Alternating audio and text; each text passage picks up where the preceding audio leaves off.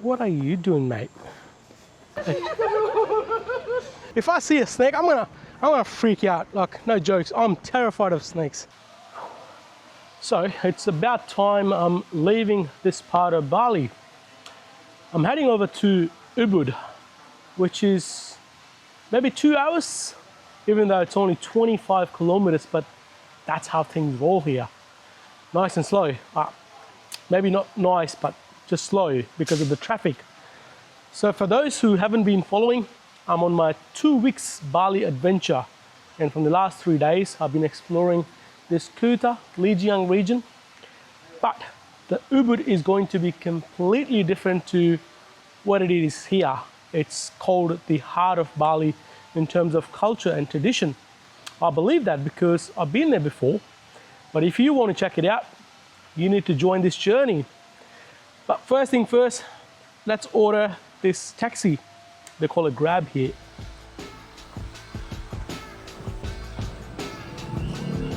Hello.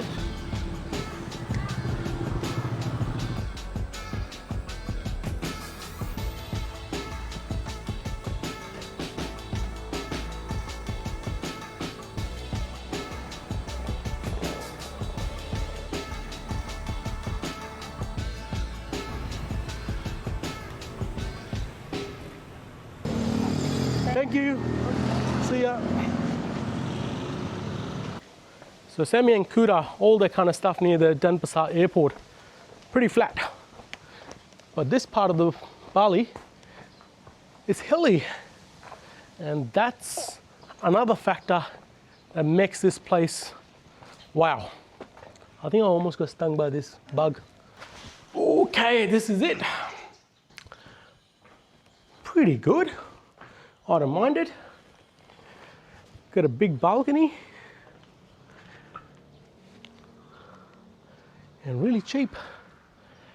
Believe me or not, it's $25 a night Australian. And it's really close to the monkey forest, which is the next highlight.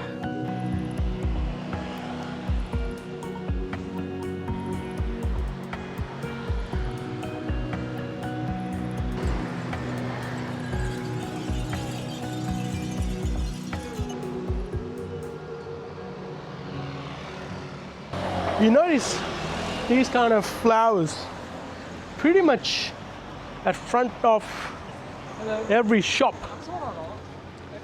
And they do this every morning. Fresh flowers.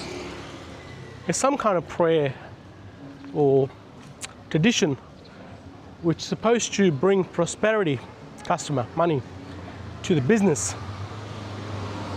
See? And when they close the shop, they pick it up. I don't know what they do with it, discard it, probably. But yeah, they are everywhere. In front of, I wouldn't even say almost, I think every shop. We all want the money. That's how the world rolls. Are those two guys terracotta warriors from China? I'm not sure. It looks like it.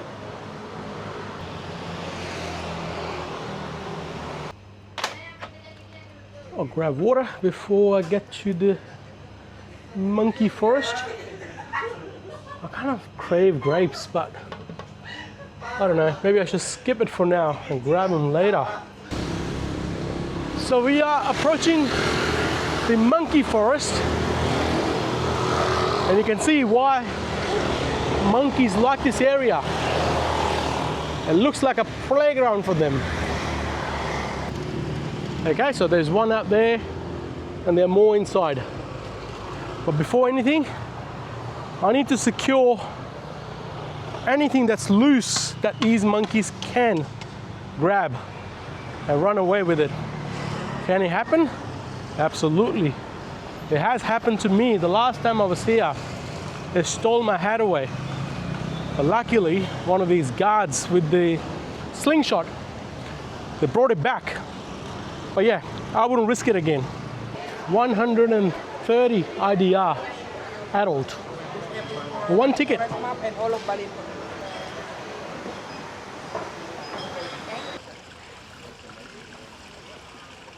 Have a look at the security camera. It's got the metal mesh around it. These monkeys must have tried to just pull it out. When I say these monkeys are naughty, they are, I think they're almost criminal. They're definitely sitting on the criminal side of the naughtiness.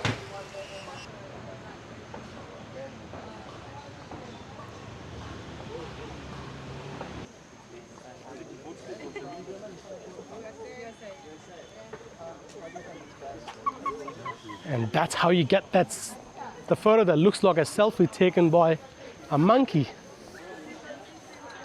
So that's the trick. Food always helps. Oh God, there are bugs here. What are you doing, mate?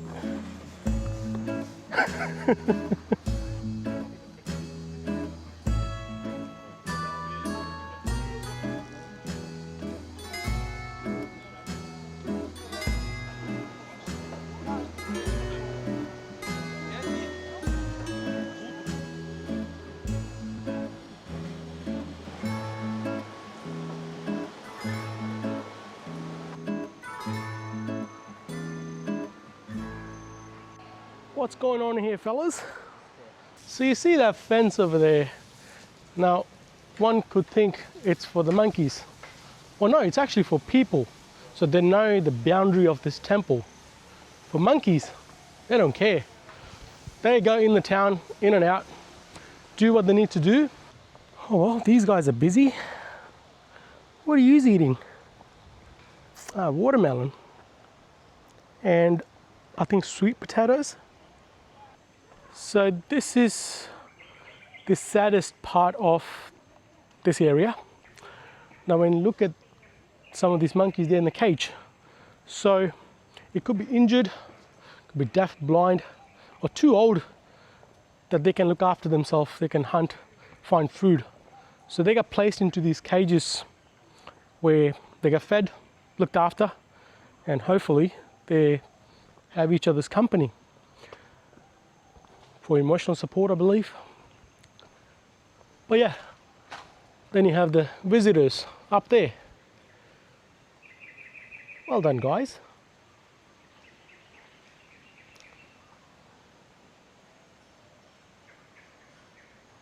Oh, leave it alone, buddy. You know, I'm really impressed. As I mentioned before, these monkeys are well behaved. Perhaps it's the food that's keeping them busy. Or whatever it is, it's working. Uh-oh. All that effort for nothing. You dropped it. Okay, so a quick history.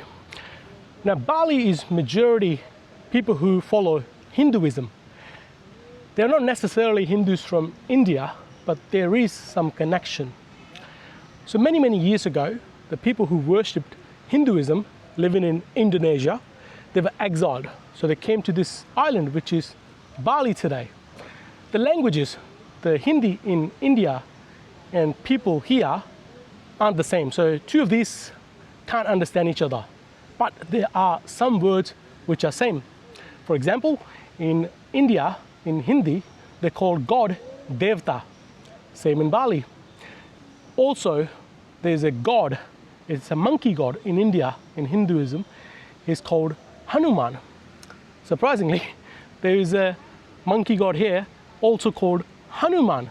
Now, when you talk about the legends of these two countries or these two, I don't know, communities, they aren't exactly the same, but there are some variation, but it's not contrary either. So yeah, a bit of trivia for you guys.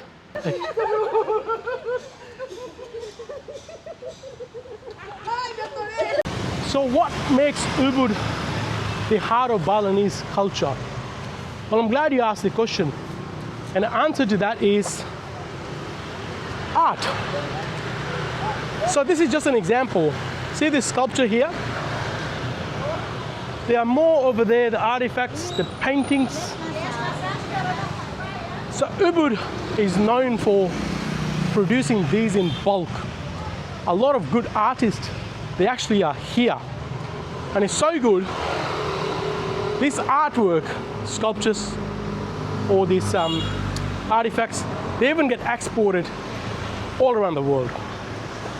So next time you see a Balinese sculpture, it could be from here.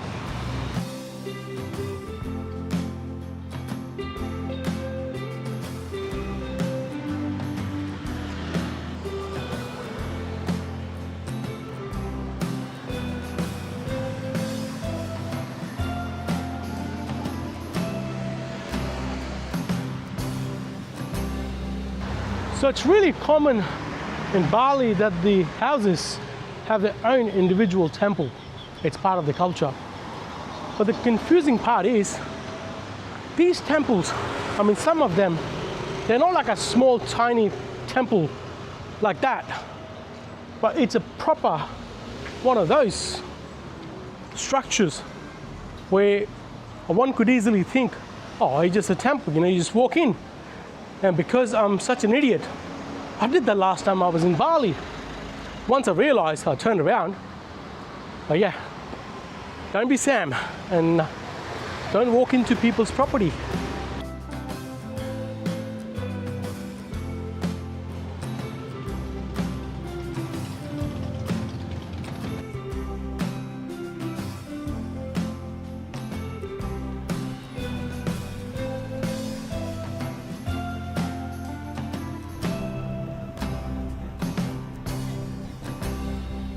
Looks like a fishing rod. Well, it's not. Weird.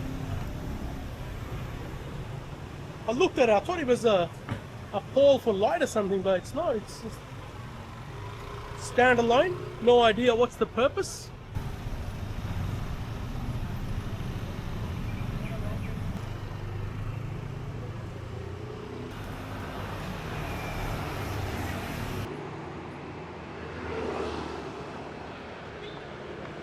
That one is fresh.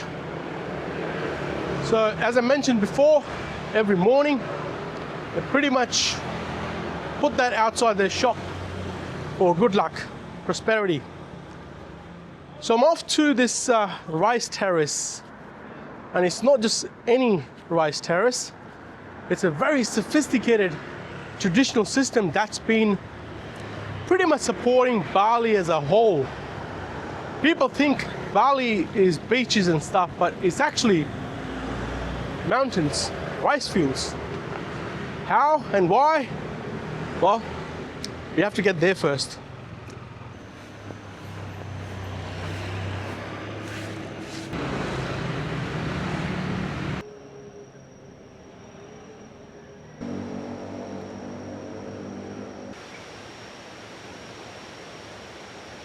It's about 7:30 in the morning, and it's not very usual for me to go and do something without having a coffee, but today is an exception.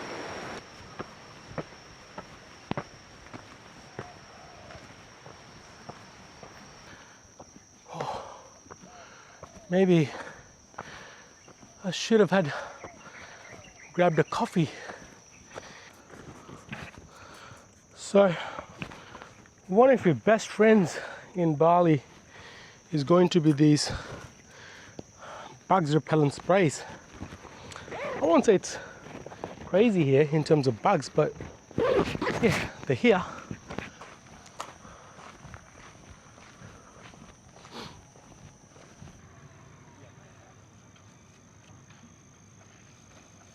So now we got to the point where we can see some of these rice fields. And when you look at them, it's in the fashion of steps. And Balinese people, they have been practicing this technique from centuries. Now the system is designed to have a fair water usage. Now imagine you have a field at the top of the hill and I got it at the bottom. When the water gets released, either naturally or by whatever system there is, you use all the water, your fields grow, mine die. So to keep it fair, the people have schedules, the timings. So when the top is finished, then the second one gets the time after that, and so on. So everyone gets to grow their fields. And this method has been a key component to support a massive population in such a small island. I mean, imagine feeding all these people but not having enough food. That'd be terrible. But these people have mastered this traditional method without the need of modern engineering. I'm talking about centuries. I think it's called sabuk. Not sure, but yeah.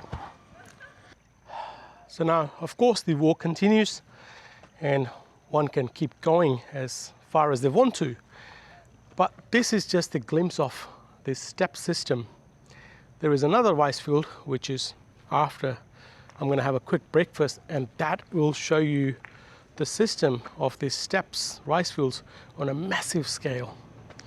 But before anything, food and coffee. I'm hungry. They don't waste any space. They even grow, I think it's rice, in this tiny, I don't know, what is this, 4x4 or 4x2 patch. But yeah, look at these canals.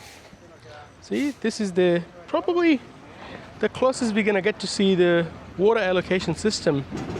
Now, of course, it's got modern pipes and taps and stuff and the meters, but before it was all done manually and gracefully, most importantly. Hello, mate. Look at this dog. He's definitely been deep inside the rice field.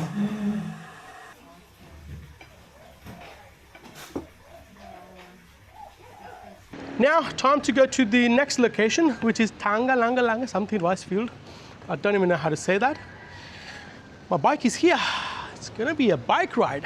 My first bike ride in Bali for this time. I thought I got to the wrong location.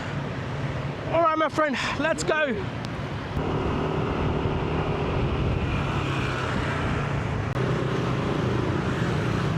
So this is why bikes are the way to go in Bali, to the places where you should. Cars is good, comfortable, but bikes are quick.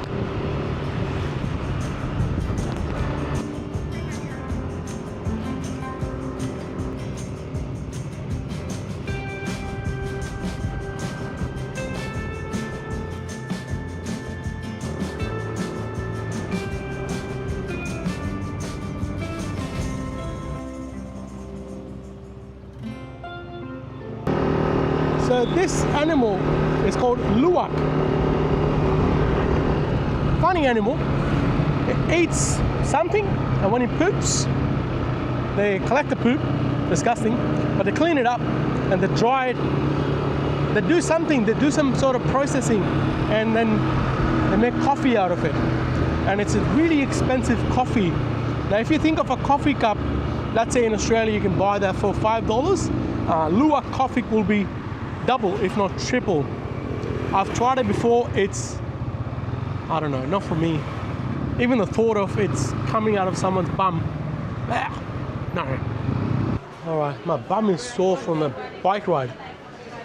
It's a decent drive, ride from the last place, maybe 20-25 minutes. And because of the traffic, it was nice and slow. But here we are at the Tagalang, whatever that is. It's a tongue twister. This rice terrace seems like a day club, because of course they have cafes, perhaps some food option. But to go in there, I'm pretty confident we have to buy a ticket, and then we can just walk around. Not exactly what I was expecting, but maybe once we go deeper into it, it gets better. But first thing first, let's get a ticket. All right, ignore the kid that's crying in the background. But this place, initially I thought I'd been there before, because as I mentioned, I've been to Bali before and I've been to one of these day clubs. They kind of look similar for obvious reasons. They also have these swings. Of course, it's a paid activity, separate, but just the rice field entrance was 50,000 IDR, and you get this yellow or whatever color band, and you can walk around, take pictures, buy stuff. See, there's another swing over there. There's a swing over there. Yay. And I don't know if you can see it, there's a bike there. So I think you can actually get on a bike. Of course it's tied up with safety ropes, and you can literally just ride between these two wires. It'd be pretty cool to look at it. I don't know if that's for me, but yeah, it'd be good to look at it.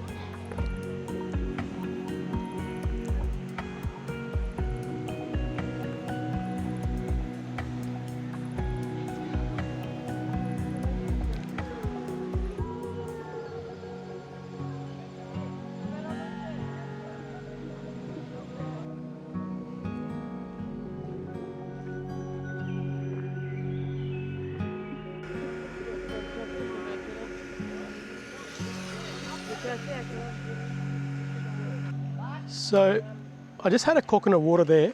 A lot of people sitting there having a drink. And I asked the guy, I'm like, the staff, I said, what's here? Which way should I go?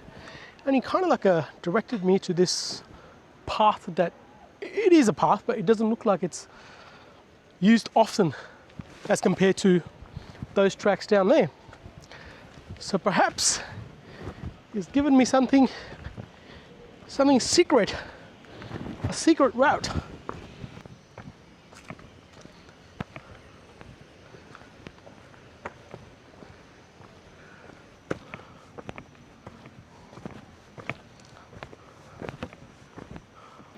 So this is one of those luwak coffee shops, but I haven't come across the actual animal yet. But now we are like kind of wrapping around this terrace, and it seems like it's opening up to this, I don't know, new fields. So it's definitely bigger than what it looks from the beginning.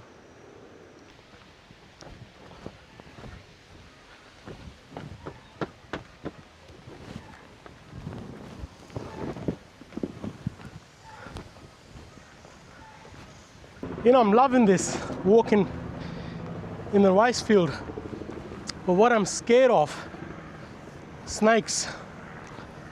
So if I see a snake, I'm gonna freak out. Like, no jokes, I'm terrified of snakes. I think most people are, but I am in particularly. I don't like snakes. It's fucking scary, unpredictable.